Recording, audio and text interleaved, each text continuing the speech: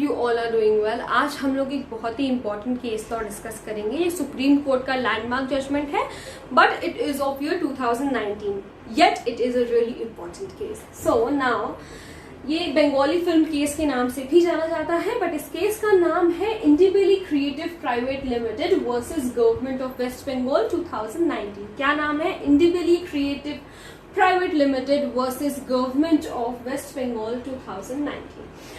अब इस केस में क्या होता है? इस केस में सबसे पहले तो फिल्म का नाम हम जानते हैं। फिल्म का नाम था बॉबीश्वर भूत, ठीक है, ये इस फिल्म का नाम था। अब इस फिल्म पर अनऑफिशियल बैन लगाया गया बंगाल गवर्नमेंट की तरफ से। अनऑफिशियल बैन था, बिना फिल्म मेकर्स को बताए हुए, बिना कोई वैलिड रीजन दिए हुए, कोई रेलेवेंट फैक्ट बताए हुए, बिना कोई रेलेवेंट रीजन दिए हुए फिल्म की जो स्क्रीनिंग है उसको रोक दिया गया, फिल्म को बैन कर दिया गया बंगाल गवर्नमेंट ने, ठीक है। बंगाल गवर्नमेंट ने बैन कर दिया। पुलिस ने क्या किया? फिल्म की स्क्रीनिंग रोक दी। स्क्रीनिंग हर जगह रुकवा दी, हर सिनेमा हॉल में हर जगह से फिल्म की स्क्रीनिंग इन्होंने रुकवा दी। लॉ एंड ऑर्डर को इन्होंने फॉलो नहीं किया, बस इन्होंने ऐसे ही बिना कुछ बताए फिल्म की स्क्रीनिंग रुकवा दी। अब क्या हुआ? केस फाइल किया गया फिल्म मेकर्स की तरफ से सुप्रीम कोर्ट में, ठीक है। तो सुप्रीम कोर्ट ने बहुत ही सिंपल सा केस है, लेकिन बहुत इंपॉर्टेंट है। तो सुप्रीम कोर्ट में केस फाइल किया गया, तो सुप्रीम कोर्ट ने कहा कि police can't do things according to their wish. Supreme court ने क्या कहा कि पुलिस अपने तरफ से कुछ भी ऐसा नहीं कर सकती, अपने विश के हिसाब से कुछ भी ऐसा नहीं कर सकती, ठीक है।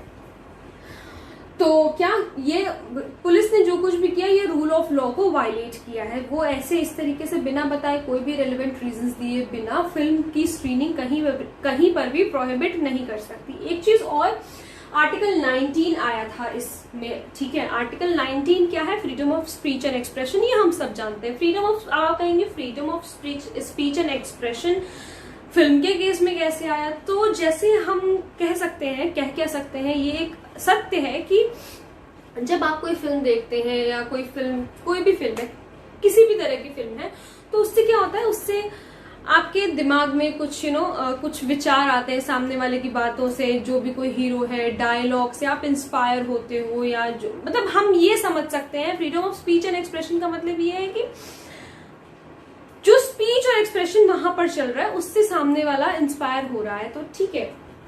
तो इसके अंडर आया आर्टिकल 19। कहा गया कि भाई आर्टिकल 19 वायलेट किया गया है। तो अब क्या हुआ? सुप्रीम कोर्ट ने क्या है किया? सुप्रीम कोर्ट ने सबसे पहले तो बैन हटाया, ठीक है। जब बैन हटवाया तो उसके बाद बहुत इंपॉर्टेंट चीज है ये कि 20 लाख का कंपनसेशन भी दिया गया। किसको कंपनसेशन दिया गया? फिल्म मेकर्स को। तो क्या दो चीजें सुप्रीम कोर्ट ने हेल्ड करी? सबसे पहली चीज तो बैन हटवाया, और उसके बाद 20 लाख का कंपनसेशन भी दिया गया फिल्म मेकर्स को। अब बेंच ऑफ जजेस जानना बहुत ज्यादा इंपॉर्टेंट है। हर केस में कोई भी लैंडमार्क जजमेंट है, बहुत इंपॉर्टेंट है कि बेंच ऑफ जजेस किसने जजमेंट पास किया था, ये जानना बहुत ज्यादा इंपॉर्टेंट है। तो दो जजेस के बेंच थे, सबसे पहले जस्टिस डी वाई चंद्रचूड़ और जस्टिस हेमंत गुप्ता। तो ये बेंच ऑफ जजेस में हमेशा बोलती हूँ, याद रखना बहुत ज्यादा इंपॉर्टेंट है, क्योंकि ऐसे मल्टीपल चॉइस क्वेश्चंस पे पूछ लिया जाता है लैंडमार्क जजमेंट के। जितना फिल्म का नाम जितना इंपॉर्टेंट होता है केस का नाम, उतना ही ज्यादा इंपॉर्टेंट होता है बेंच ऑफ जजेस का नाम जानना, किसने जजमेंट पास किया था। तो आई होप आप लोगों को एक छोटा सा केस बहुत ज्यादा समझ में आ गया होगा। अगर फिर भी कोई प्रॉब्लम हो तो please let me know in the comment section. और अगर अभी तक मेरे चैनल को सब्सक्राइब नहीं किया है तो प्लीज चैनल को सब्सक्राइब करना मत भूलना, ताकि आप लोगों को आने वाले केसेस की भी नोटिफिकेशंस मिलती रहे। Thank you so much.